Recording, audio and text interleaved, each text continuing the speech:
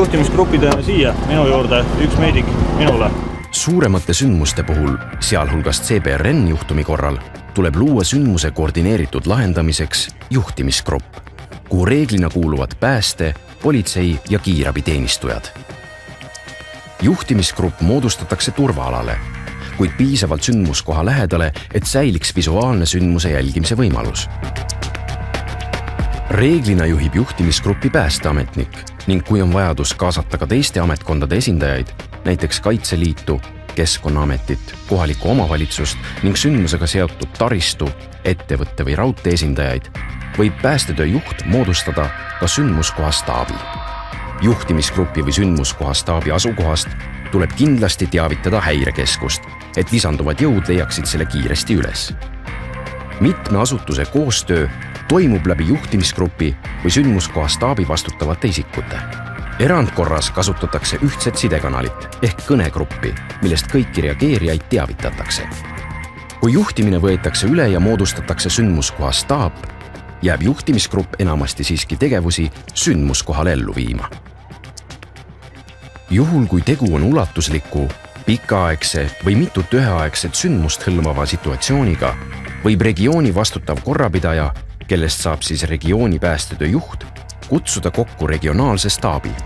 Regionaalse staabi ülesandeks on ressursside parem jaotamine ja koordineerimine ning see koguneb sündmuskoha alast eemale, näiteks regiooni keskusesse. Praeguse seisuga hukkunuid on seal 4 ja vigastatute arv see pidevalt muutub, aga suurusjärgus üle 40. Regionaalse staabi ülesanne on lisaks käesoleva sündmuse lahendamisele jälgida ka üldist olukorda piirkonnas, et ressursse jätkuks ka igapäevatöö tegemiseks.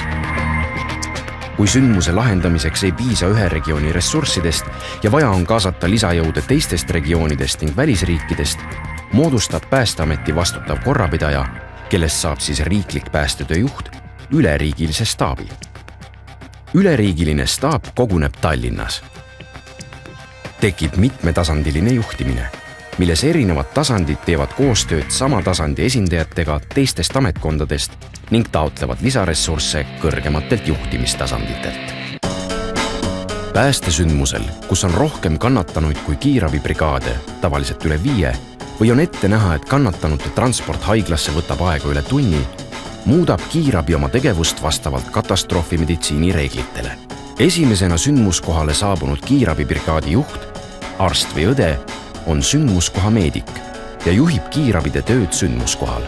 Esiteks hindab ta häirekeskuselt saadud info ja kohapeal nähtu põhjal võimaliku ohu olemasolu ja käitub vastavalt sellele. Siin sündmusel on tegemist ilmselt ohtliku ainega.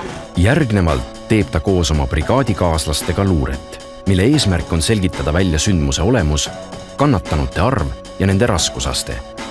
Kolmandaks informeerib sündmuskoha meedik olukorrast häirekeskust ja palub vajadusel häirekeskusel täiendavate ressursside saatmist. Neljandaks asub koostöös päästetöö juhiga moodustama kannatanute kogumispunkti ning mehitab ja varustab selle. Kannatanute ja hukkunute kogumispunktide määramisel tuleb arvestada võimalusega, et kannatanud vajavad saastest puhastamist ja seetõttu võib CBRN õnnetusel olla vajadus luua 2 erinevat kogumispunkti. Üks saastunud kannatanutele ohualasse ja teine puhastatud või saastumata kannatanutele turvaalasse. Viiendaks asub sündmuskoha meedik ohu puudumisel läbi viima kannatanute esmast triaaži. Järgmisena sündmuskohale saabuva kiirabibrigaadi juht on vastutav meedik. Sündmuskoha meedikult saadud infoga kannatanute arvu ja sündmuskohal asuvate struktuuride ning ressursside kohta asub vastutav meedik korraldama kiirabi tegevust juhtimisgrupis või sündmuskoha staabis. Kui kiirabiettevõttes on olemas kiirabi välijuht, võib välijuht sündmuskohale saabudes juhtimise kiirabitöötajalt üle võtta.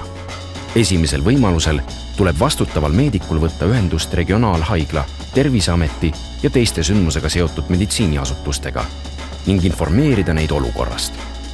Vajadusel peab vastutav meedik tellima häirekeskusest või regionaalsest staabist lisaressursse. Suure arvu kannatanute või spetsiifiliste tööde nagu saasteärastuse korral tuleb kiirabi osutamiseks vajalike tingimuste loomiseks moodustada turvaalasse ravipunkt. Ravipunktis peab olema piisavalt soe, valge ja kuiv, et viia läbi kannatanute teisene triaaž, nende stabiliseerimine ja haiglasse transpordiks ettevalmistamine. Ravipunkti meediku määrab vastutav meedik kõige suurema kliinilise kogemusega kiirabitöötajate hulgast. Kui vajalik ressurss kannatanute transpordiks haiglasse on saabunud ja vastav triaaž tehtud, määrab ravipunkti meedik transpordipunkti meediku. Tuginedes vastutavalt meedikult saadud infole haiglate vastuvõtuvõimekuse kohta, on transpordipunkti meediku ülesandeks korraldada kannatanute transport ravipunktist haiglatesse. Koos transpordipunkti politseinikuga peab ta arvestust lahkuvate kannatanute ja transpordivahendite üle. Vastutav meedik saab perioodiliselt ülevaate kannatanute arvust sündmuskohal, kannatanute kogumispunktis, ravipunktis ja haiglates ning kogu info olemasolevate ressursside kohta. Haigla võib suure hulga kannatanute vastuvõtmiseks püstitada väliemo ehk erakorralise meditsiini osakonna, kuhu kannatanud saabuvad kiirabiga või iseseisvalt. Helistan EMO-st, et meil on üks kõhuvigastus, kus sooled on väljas, et tahaks teda pakkuda kohe operatsioonile. CBRN sündmuste korral on oht haigla saastumiseks. Juhul, kui inimesed lahkuvad sündmuskohalt iseseisvalt haiglasse ja neile pole tehtud saasteärastust. Suure hulga kannatanute vastuvõtmiseks ja rasketele kannatanutele kiirema abi tagamiseks viiakse EMO-s taas läbi triaaž, mis aitab maandada kliinilist riski, juhtida patsientide voogu ja kasutada olemasolevat ressurssi optimaalselt. Vastutava politseiniku ülesanne on juhtida sündmusel politseilisi tegevusi.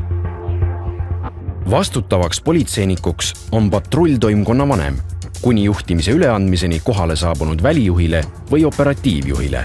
Vastutava politseiniku ülesandeks on korraldada liikluse reguleerimist, tagada juurdesõidu ja väljasõidutee läbitavus ning kontrollpunkti töö. Koostöös vastutava politseinikuga määrab päästetöö juht mittekannatanute kogunemispunkti asukoha turvaalas, samuti hukkunute kogumispunkti, mis saastunud hukkunute korral peab jääma ohualasse. Materiaalsete väärtuste säilimiseks tuleb luua varade kogumispunkt. Päästetöö juht määrab ohust ja sündmusele kaasatud ressursside paigutusest lähtuvalt piisava turvaala ja politsei ülesanne on tagada, et kõrvalised isikud seal ei viibiks.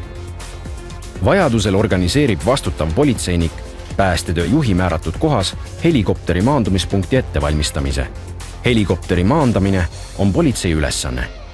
Sündmuskohal viibivate isikute tuvastamine on samuti politsei ülesanne.